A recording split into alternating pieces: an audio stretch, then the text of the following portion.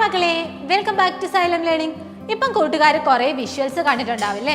Torch light തെളിക്കുന്നതും രാത്രിയിലെ വാഹനങ്ങളുടെ ലൈറ്റിന്റെ ദിശ മാറുന്നതൊക്കെ കൂട്ടുകാർ കണ്ടിട്ടുണ്ടാവും. അപ്പോൾ ഈ വിഷ്വൽസിൽ നിന്നൊക്കെ പ്രകാശത്തിന്റെ എന്ത് സവിശേഷതയാണ് കൂട്ടുകാർക്ക് മനസ്സിലായത്? അപ്പോൾ അതൊക്കെ ഒന്ന് മനസ്സിലാക്കാൻ വേണ്ടി നമുക്കൊരു കുട്ടി പരീക്ഷണം ചെയ്ത് നോക്കിയാലോ? മിസ് ചെയ്താണ്ട് 3 കാർഡ്ബോർഡുമായിട്ട് നിങ്ങളുടെ മുന്നിലേക്ക് വന്നിരിക്കുക. എന്തിനാണെന്നറിയാവോ?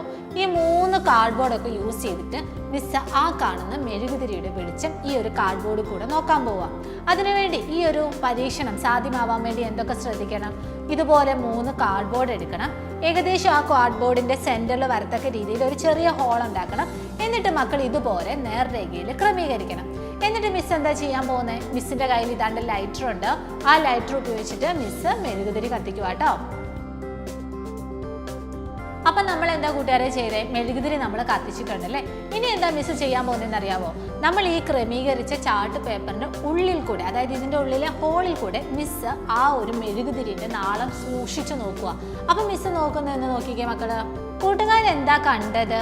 ആ ഒരു മെഴുകുതിരിയിലെ നാളം, ആ ഒരു പ്രകാശം ഈ ഒരു കാർഡ്ബോർഡിന്റെ സെന്ററിലുള്ള ആ ഒരു ഹോളിൽ കൂടെ മിസ്സിന് കാണാൻ പറ്റില്ലേ? വളരെ ക്ലിയർ ആയിട്ട് മിസ്സിന് കാണാൻ പറ്റി. എന്നാൽ ഇനി മിസ് ചെയ്യാൻ പോകുന്നത് ഈ 3 കാർഡ്ബോർഡിലെ സെന്ററിലുള്ള കാർഡ്ബോർഡിന്റെ പൊസിഷൻ ഒന്ന് മാറ്റാൻ പോവുക. അതായത് അതൊന്ന് കുറച്ചൊന്ന് പൊക്കി നോക്കാൻ പോവുക കേട്ടോ. മിസ് ഇതാ പൊക്കി വെച്ചിട്ടുണ്ട്. എന്നിട്ട് മിസ്സിന് ചെയ്യാൻ പോകുന്നത് എന്താണെന്ന് വെച്ചാൽ, ആദ്യം നമ്മൾ നോക്കിയില്ലേ, അതായത് ഈ ഒരു കാർഡ്ബോർഡിന്റെ സെന്ററിലെ ഹോളിൽ കൂടെ നമ്മൾ അപ്പുറത്ത് കാണുന്ന മെഴുകുതിരി നമുക്ക് കാണുന്നുണ്ടോ എന്ന് നോക്കുവാണ്. അപ്പം മിസ് ഇതാ നോക്കാൻ പോകുന്നുണ്ടേ. ശ്രദ്ധിക്കണം, സെന്ററിലുള്ളത് മിസ് കുറച്ച് പൊക്കി വെച്ചിട്ടുണ്ട്. ഇവിടെ നിങ്ങൾ നോക്കിക്കേ.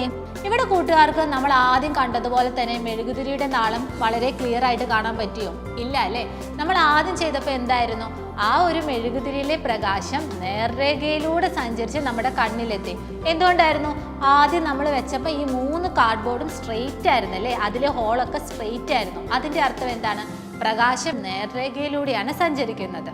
അപ്പം ഇന്നത്തെ പരീക്ഷണത്തിലൂടെ നമ്മൾ പ്രകാശത്തിൻ്റെ വളരെ പ്രധാനപ്പെട്ട ഒരു സവിശേഷത പഠിച്ചല്ലേ? എന്താണ്? പ്രകാശം എപ്പോഴും നേർരേഖയിലൂടെയാണ് സഞ്ചരിക്കുന്നത്. അപ്പം ഇതുപോലെ പ്രകാശവുമായി ബന്ധപ്പെട്ട് എന്തെങ്കിലും കാര്യങ്ങൾ കൂട്ടുകാർക്ക് അറിയണമെങ്കിൽ അതൊന്ന് ജസ്റ്റ് ഒന്ന് കമൻറ്റ് ചെയ്യുക. ഇനി ഇതുപോലെ കുട്ടി കുട്ടി വീഡിയോസുമായിട്ട് മിസ്സിന് വീണ്ടും വരാം. അതുവരെ ബൈ.